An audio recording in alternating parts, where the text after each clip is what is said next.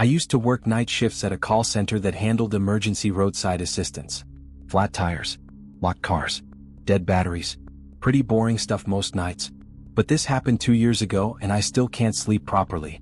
Not after that call. It was 3:17 a.m. mid-October. The office was quiet, just the hum of the fluorescent lights and a half-empty mug of cold coffee by my keyboard. We had this old software that displayed the caller's number and location.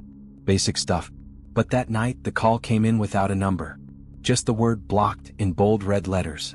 At first I thought it was a prank. I answered anyway. Roadside assistance, this is Angela. How can I help you? Silence. Then a girl's voice. Barely a whisper. Help me. Please. I straightened up. Can you tell me where you are? She didn't respond right away. I heard something though, breathing. Then the sound of water. Like dripping. Hello?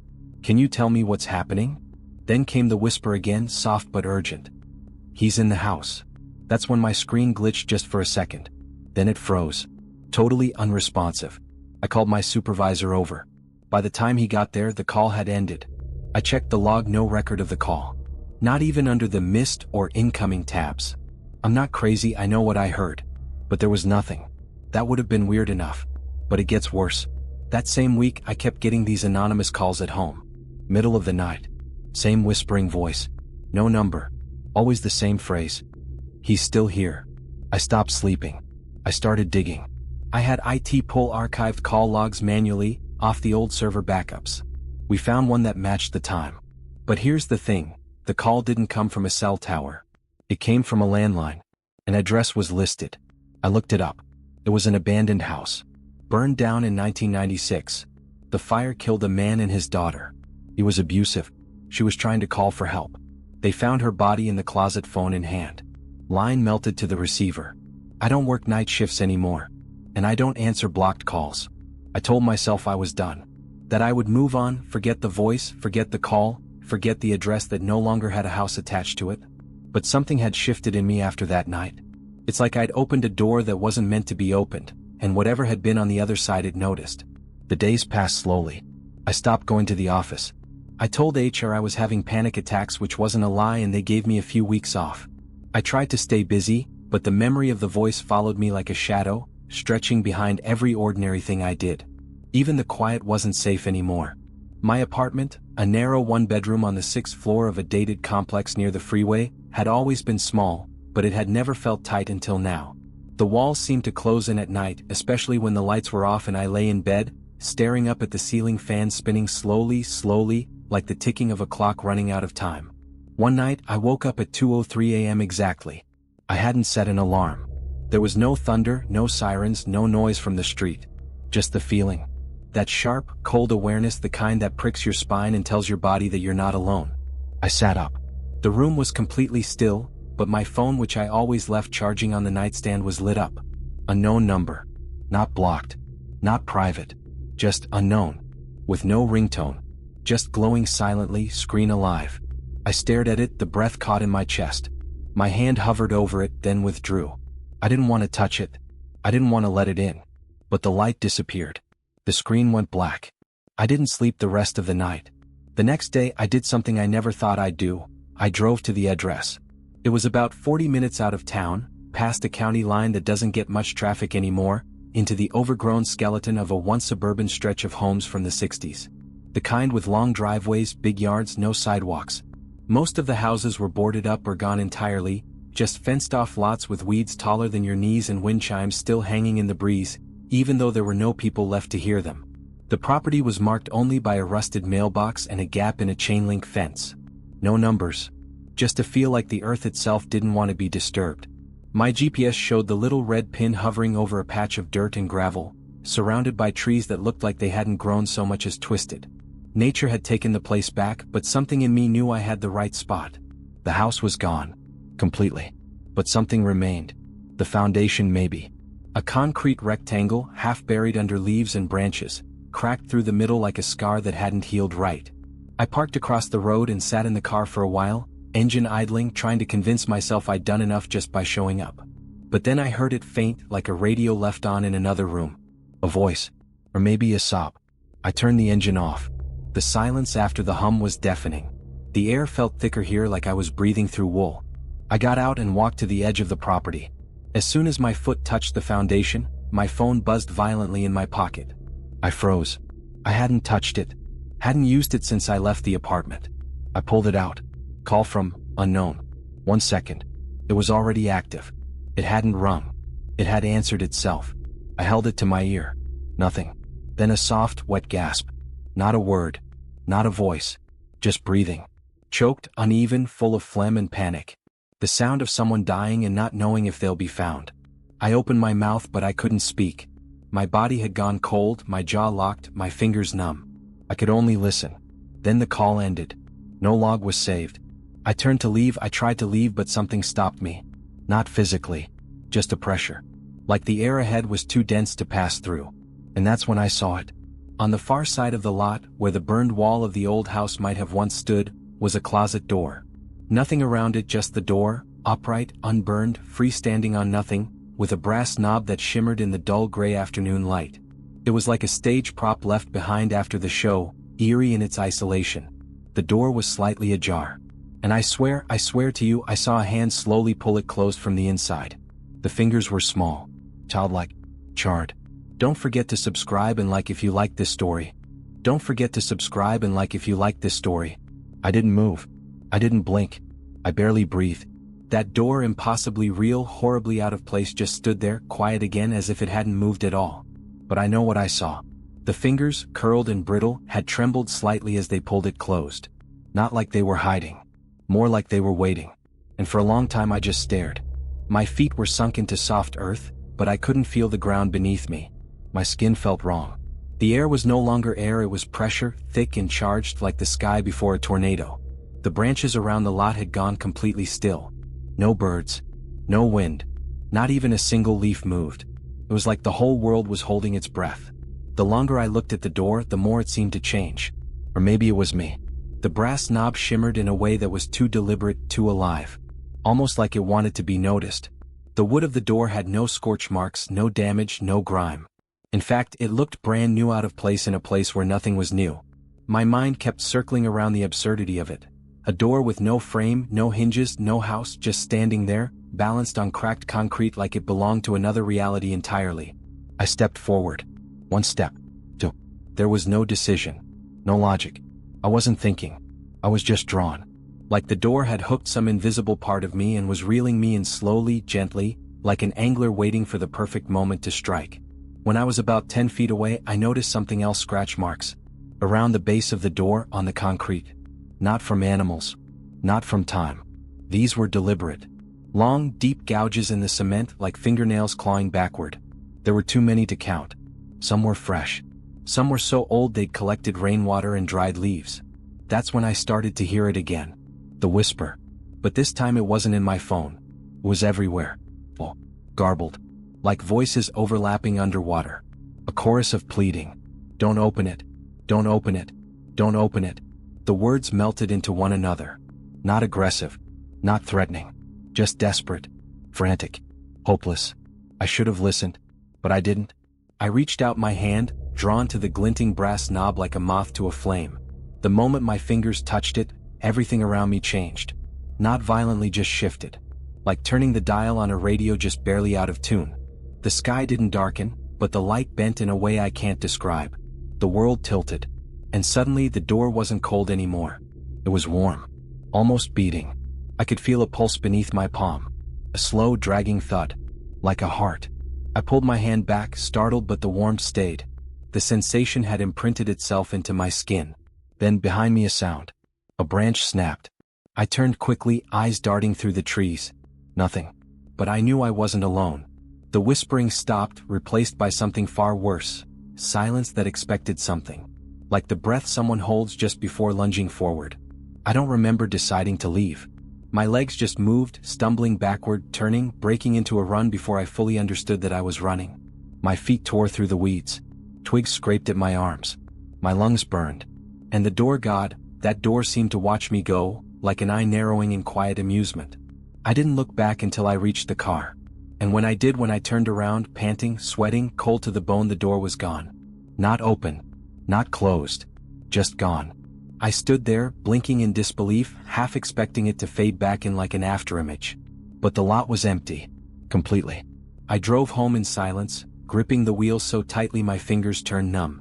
I don't remember the drive. I don't even remember getting inside. I just remember the lights in my apartment being far too bright. I turned them off one by one until I was sitting in the dark again, heart pounding, the room pulsing faintly around me like it was breathing in rhythm with something I couldn't see. Then my phone lit up on the table. No number. No ringtone. Just one word on the screen. Answer. I didn't want to touch the phone. But it didn't wait for me to. The screen flickered once like a blink and then the call opened on its own. No ring. No vibration. No haptic response. Just the soft click of connection, like someone on the other end had pressed their finger gently to a rotary phone's receiver. And in that moment, my apartment didn't feel like mine anymore. The shadows in the corner stretched just a little too far. The air turned still and heavy, like the hush of a funeral parlor before a viewing. I brought the phone to my ear. Nothing. Then a low hum. Not mechanical, organic. What? Like the sound of a throat trying to form a word but choking on it? The kind of noise that doesn't belong to any living person. It filled my ear like it was inside me, pushing against the bones of my skull, vibrating softly in the hollows behind my eyes. Then came the whisper. The same voice. The same soft, pleading tone I'd first heard that night at the call center. Only this time she said something new. He left the door open. My blood turned cold. I stood motionless in the center of the room, the only light now coming from the street lamp filtering through the blinds, casting long prison bar shadows across the floor. I didn't reply. I don't think I could. But the voice on the other end didn't need me to. He comes through when it's left open. And then the line cut. No goodbye. No click. Just silence. Not even a dial tone. The screen of my phone went black like it had never been lit in the first place. I stood there for minutes, maybe longer, unsure if I was waiting for something else to happen or simply too afraid to move. Then, slowly I became aware of the cold.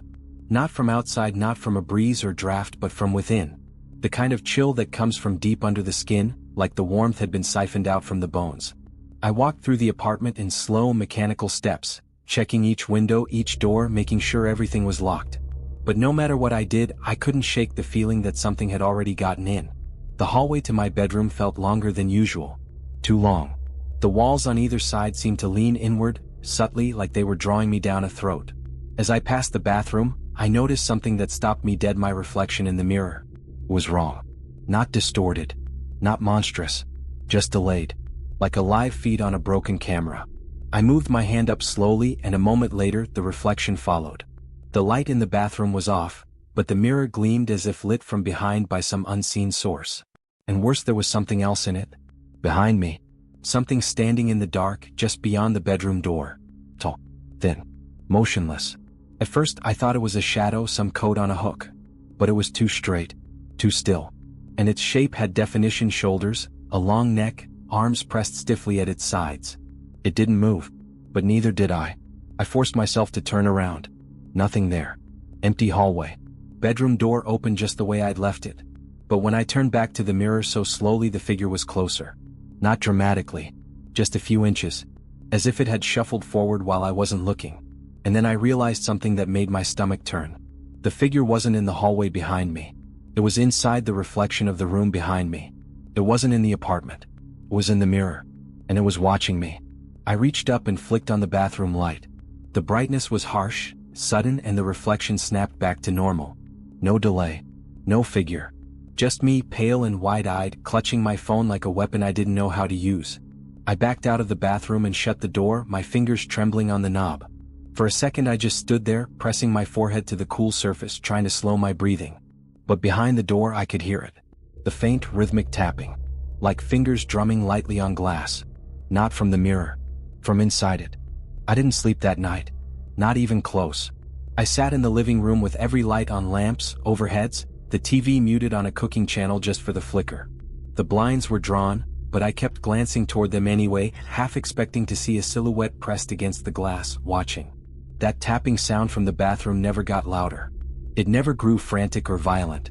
It just stayed there. Soft. Steady. Like the patient, casual rhythm of someone who knew I couldn't ignore it forever. I tried calling a friend. Then two. But every time I pressed call, the screen glitched.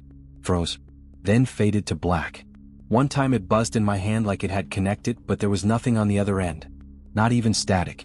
Just the sound of air, too loud, too close, like someone was holding the phone right against their mouth and saying nothing at all. I turned the phone off and dropped it into the drawer of my coffee table. It buzzed 5 minutes later. Turned off. No battery icon. No missed call notification. Just the screen, glowing faintly in the dark through the crack in the drawer. I didn't check it again. Instead, I stared at the door to the bathroom, and for the first time in my adult life, I realized I was truly scared to be alone. Not jumpy. Not unsettled. But hollowed out. I felt like the house wasn't just quiet, it was watching.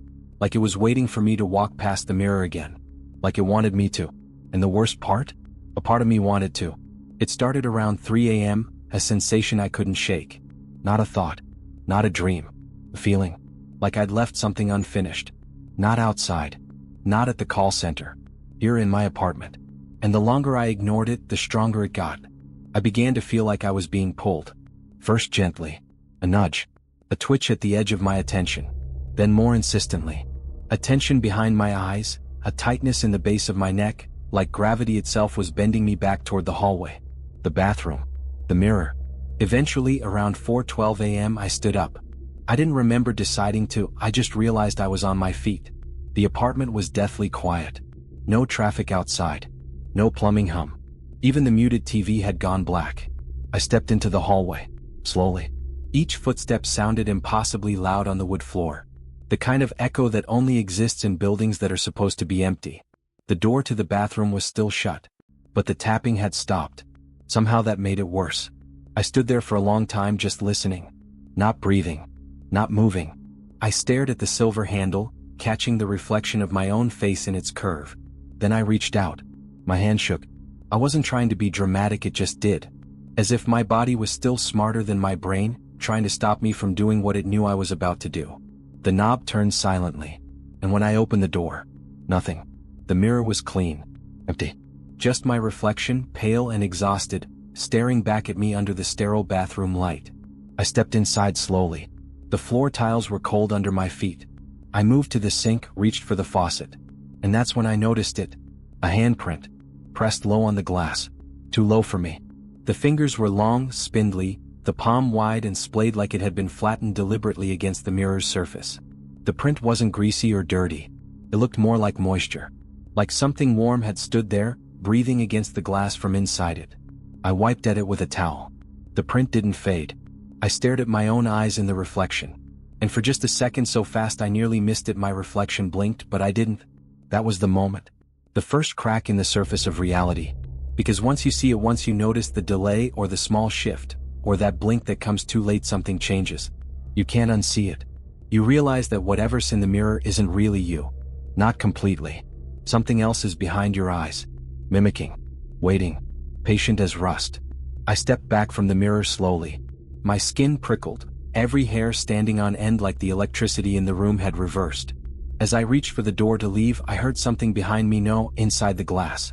A breath. Soft. Wet. Close. Then words. Words that didn't belong in this world. Not quite a whisper.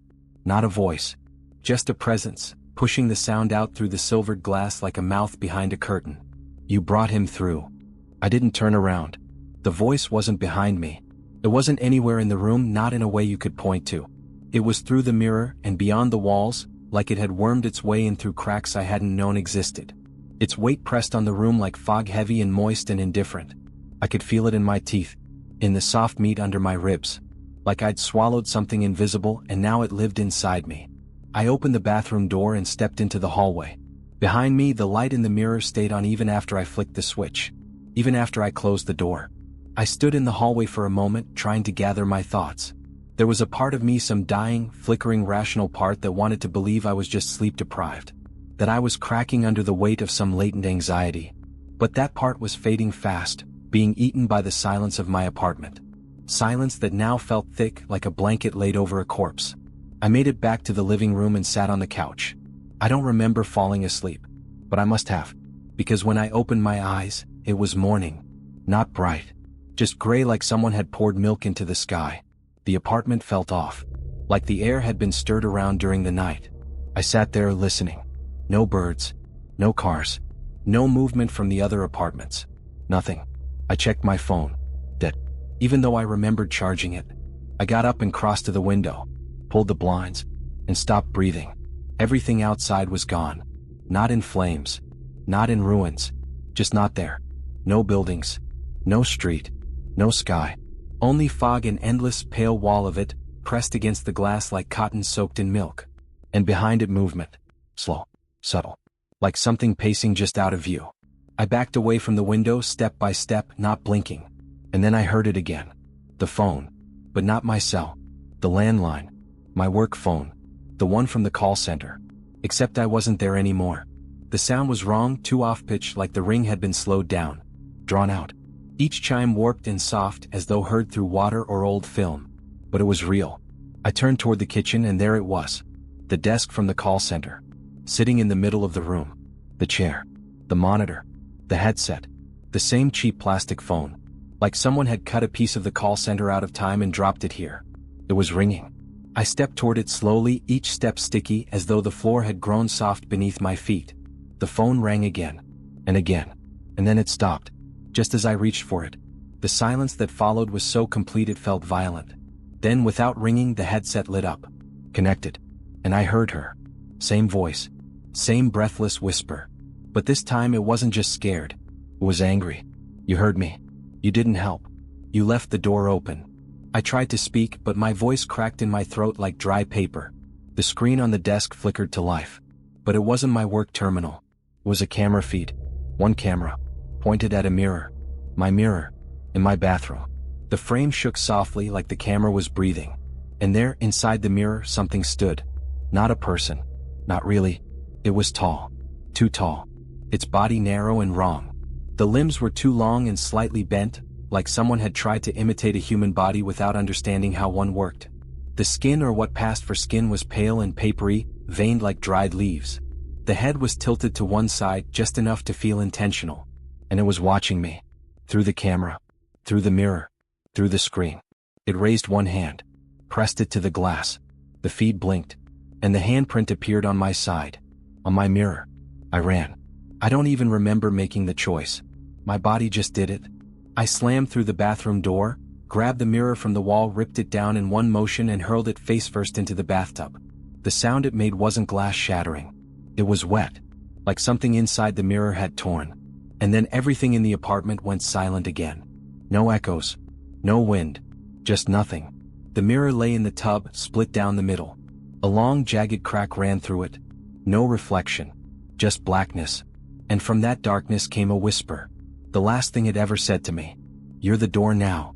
It's been 3 weeks since that night. I don't sleep anymore. Not really. I keep the mirror covered in thick cloth, sealed in a garbage bag, buried beneath 6 inches of concrete in the crawl space. But sometimes, when the house is quiet, so quiet that I can hear the blood in my ears, I feel it. Still watching. Still waiting. And at night, when I close my eyes, I don't dream of anything at all. Just a mirror. And something behind it moving in the dark. Don't forget to subscribe and like if you like this story.